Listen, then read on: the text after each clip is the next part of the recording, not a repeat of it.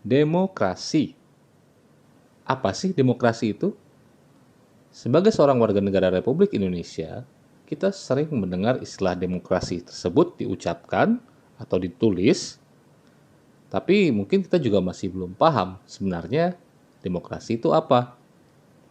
Nah, pada video kali ini, Asal Jeplak akan menjelaskan mengenai apa asal kata dari demokrasi, apa sih pengertian demokrasi menurut para tokoh, sedikit sejarah mengenai demokrasi, ciri-ciri pemerintahan yang menganut sistem demokrasi, apa saja prinsip demokrasi, apa saja jenis dan macam-macam demokrasi, apa sih kelebihan dan kekurangan dari demokrasi, dan negara-negara mana saja yang menganut sistem demokrasi tersebut.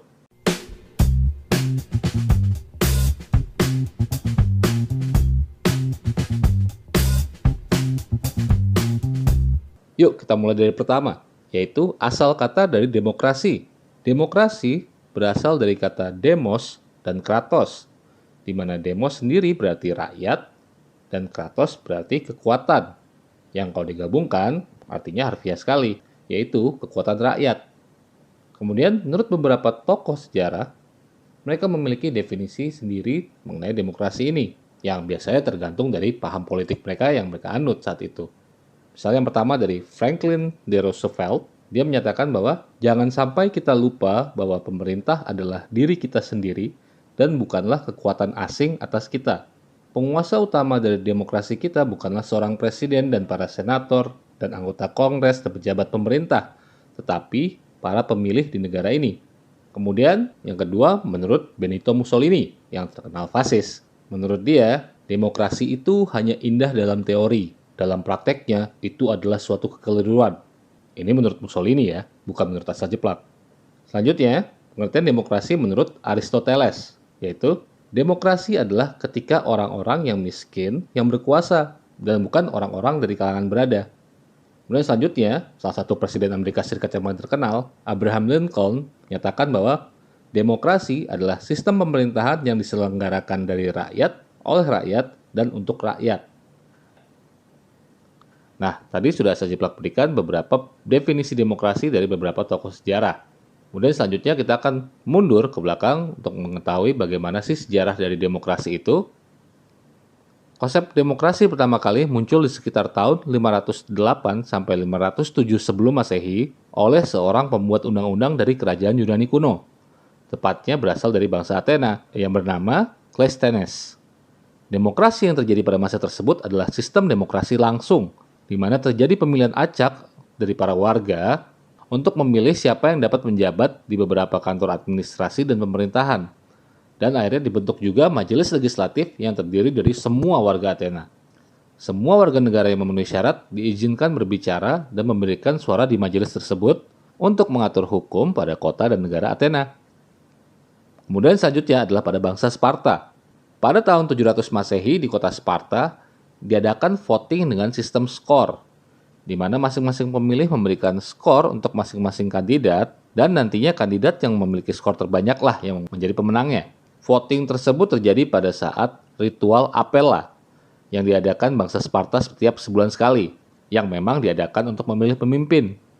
Dan voting ini hanya bisa diikuti oleh mereka yang berjenis kelamin pria dan berusia minimal 30 tahun.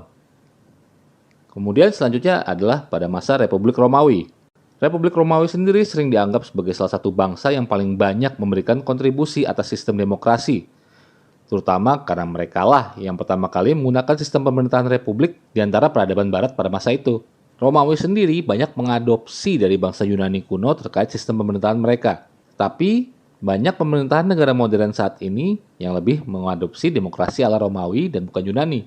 Hal tersebut dikarenakan penerapan sistem demokrasi di Romawi lebih menyeluruh dan membentuk karakter dari negara mereka ketimbang penerapan demokrasi oleh bangsa-bangsa lainnya saat itu.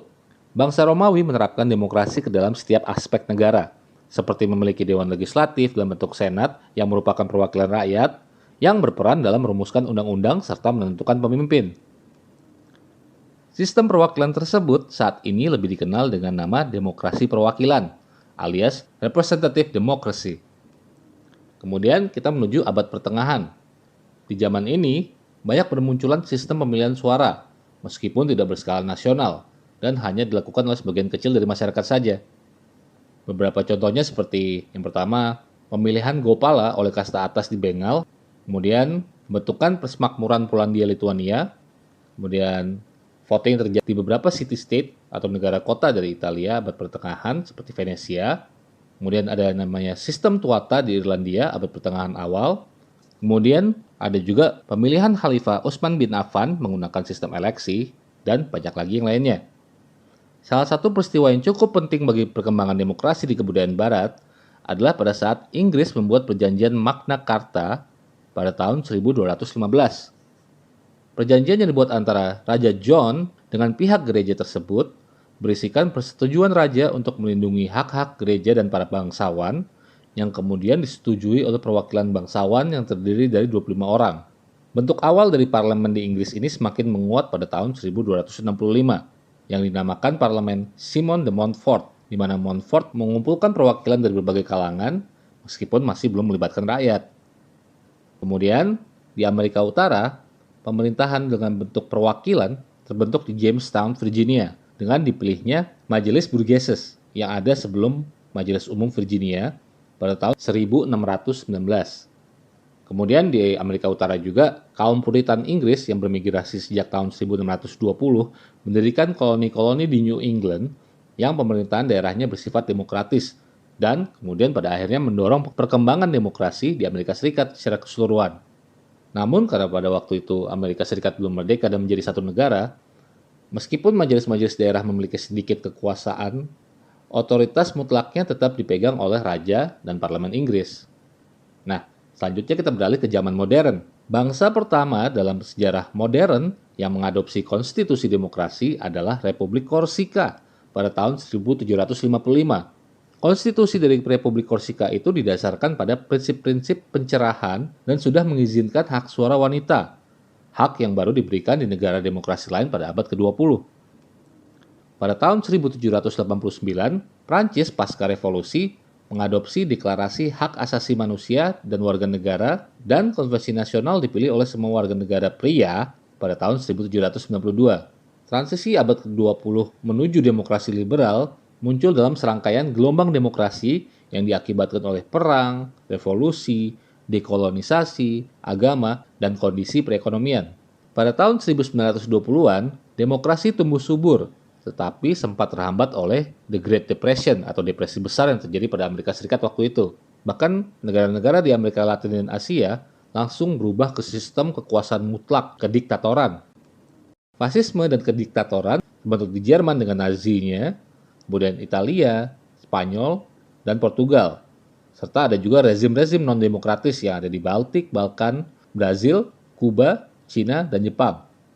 Selanjutnya pada tahun 1960, banyak negara yang sudah menggunakan sistem demokrasi, meski sebagian besar penduduk dunia tinggal di negara yang melaksanakan pemilihan umum terkontrol dan bentuk-bentuk pembohongan lainnya, terutama di negara-negara komunis dan bekas koloninya.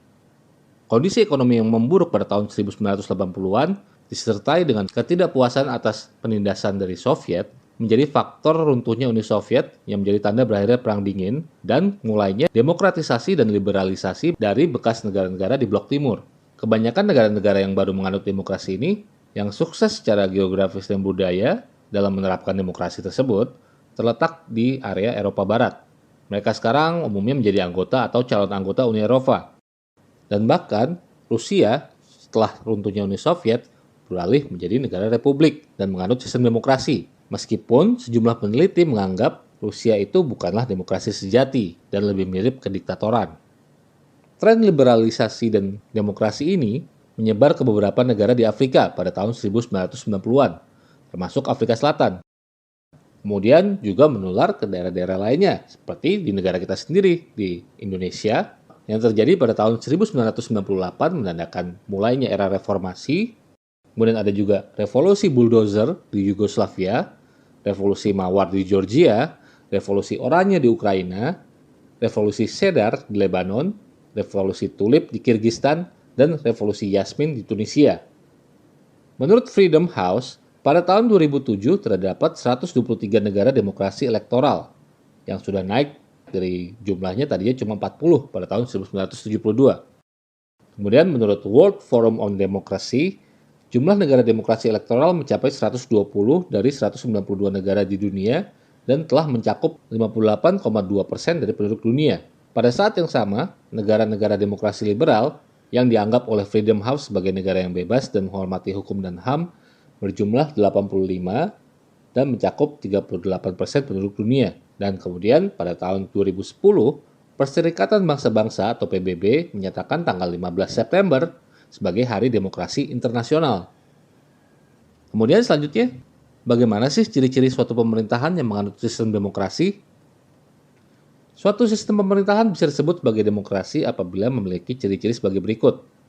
Yang pertama adalah ciri konstitusional, yang merupakan ciri-ciri demokrasi yang berkaitan dengan kehendak, kepentingan, maupun kekuasaan rakyat yang ditegaskan ke dalam konstitusi maupun undang-undang yang berlaku di negara tersebut. Jadi maksudnya, konstitusi dalam suatu negara demokrasi harus berisikan kepentingan rakyat. Kemudian yang kedua, ciri perwakilan, yaitu merupakan ciri-ciri demokrasi yang berkaitan dengan kedaulatan rakyat yang diwakilkan oleh sejumlah orang yang telah dipilih oleh rakyat itu sendiri.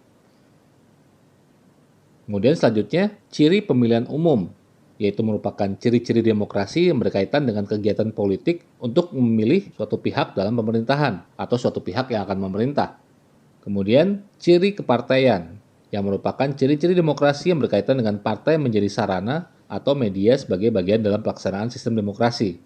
Selanjutnya adalah ciri kekuasaan, yang merupakan ciri-ciri demokrasi yang berkaitan dengan adanya pembagian kekuasaan dan pemisahan kekuasaan.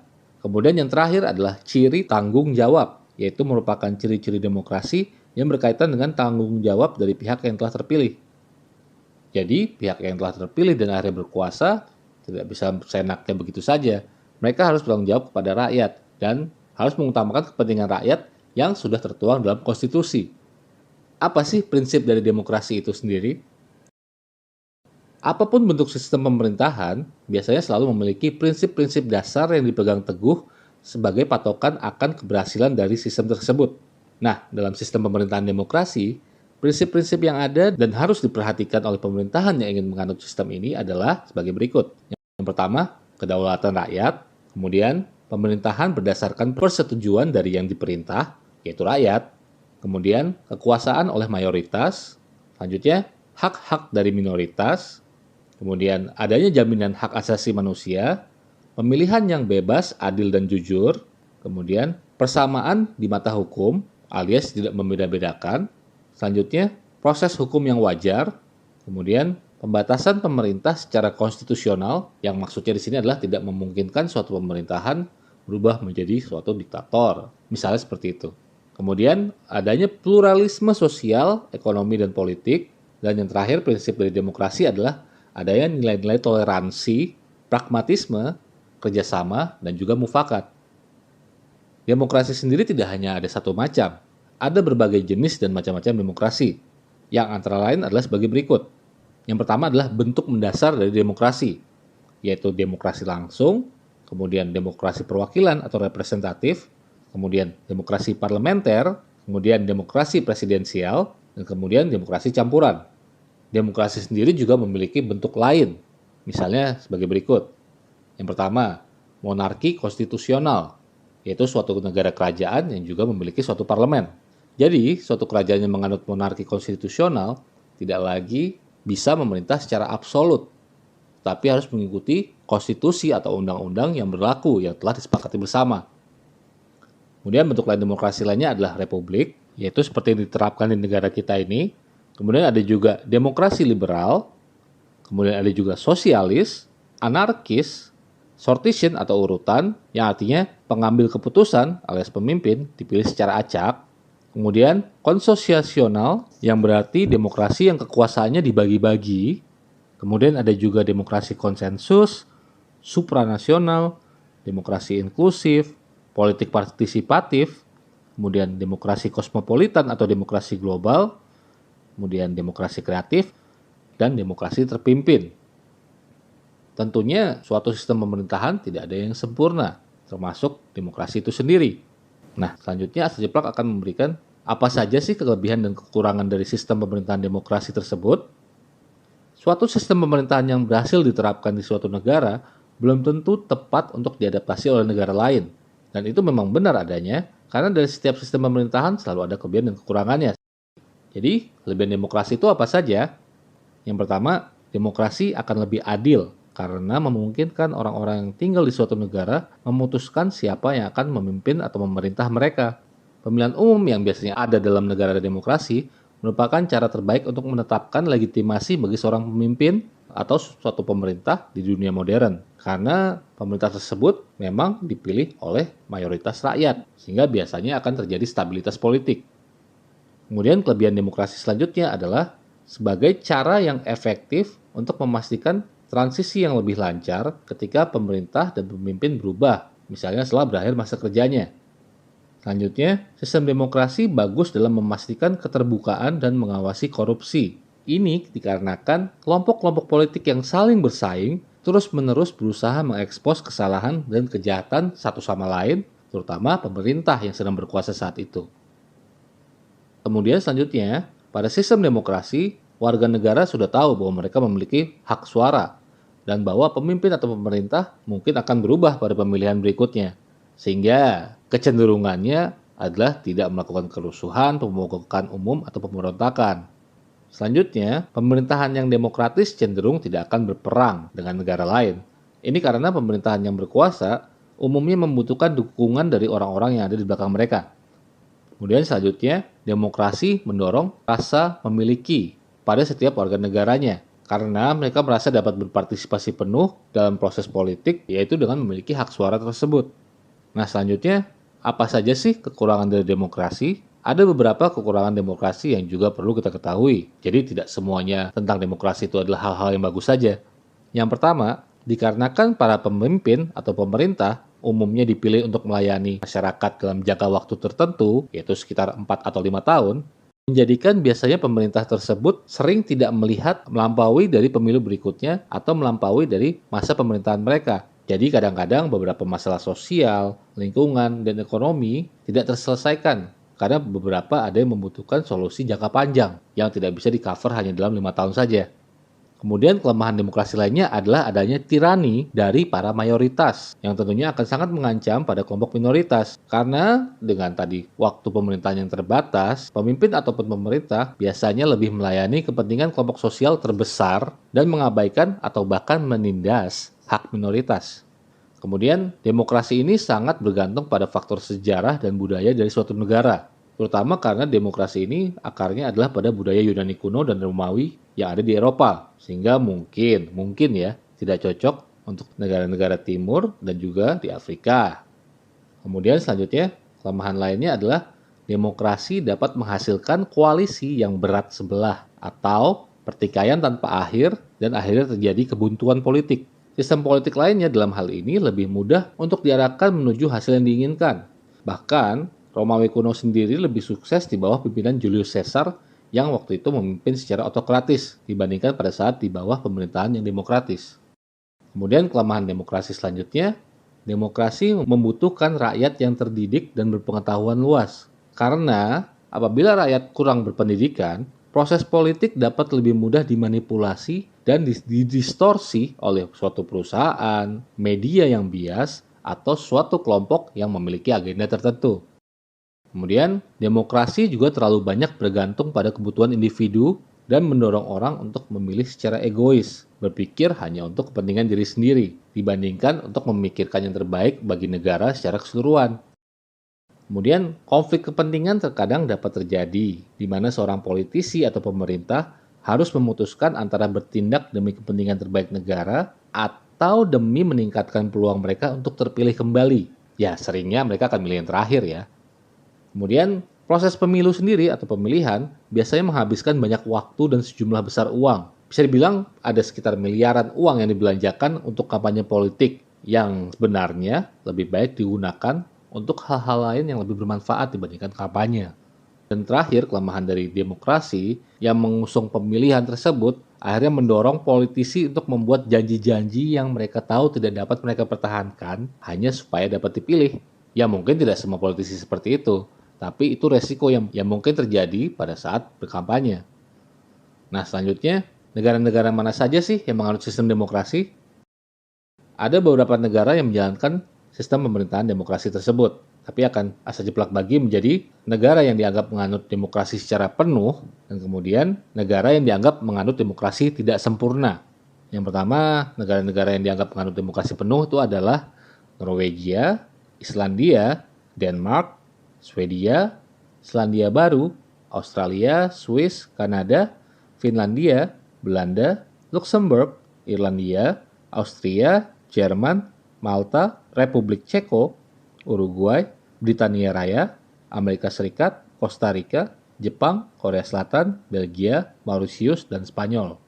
Kemudian negara yang dianggap menganut demokrasi tidak sempurna adalah sebagai berikut: Argentina, Benin, Botswana, Brasil, Bulgaria, Cape Verde atau Tanjung Verde, Chili, Kolombia, Kroasia, Siprus, Republik Dominika, El Salvador, Estonia, Prancis, Ghana, Yunani, Guyana, Hongaria, Indonesia, India, Israel, Italia, Jamaika, Latvia, Lesotho, Lituania, Macedonia, Malaysia, Mali, Meksiko, Moldova, Mongolia, Montenegro, Namibia, Panama, Papua New Guinea, Paraguay, Peru, Filipina, Polandia, Portugal, Rumania, Serbia, Slovakia, Slovenia, Afrika Selatan, Sri Lanka, Suriname, Taiwan, Thailand, Timor Leste, Trinidad dan Tobago, dan Zambia. Nah, mudah-mudahan penjelasan yang agak cukup panjang ini tentang demokrasi, mulai dari definisi, sedikit sejarah, ciri-ciri, prinsip, dan kemudian kelebihan dan kekurangan dari demokrasi, bisa kamu pahami dan bisa semakin meningkatkan pemahaman kamu akan demokrasi itu sendiri, dan apa esensinya dan penerapannya, serta mempelajari apa saja kelebihan dan kekurangannya tersebut. Apabila kamu masih ada pertanyaan, bisa tinggalkan di kolom komentar di bawah ini. Dan jangan lupa, kalau kamu menyukai video ini, berikan like, share, subscribe, dan klik pada tombol bel notifikasi supaya kamu selalu update dengan video-video terbaru yang ada di channel Sejeplak. Thank you for watching this video, and I'll see you next time.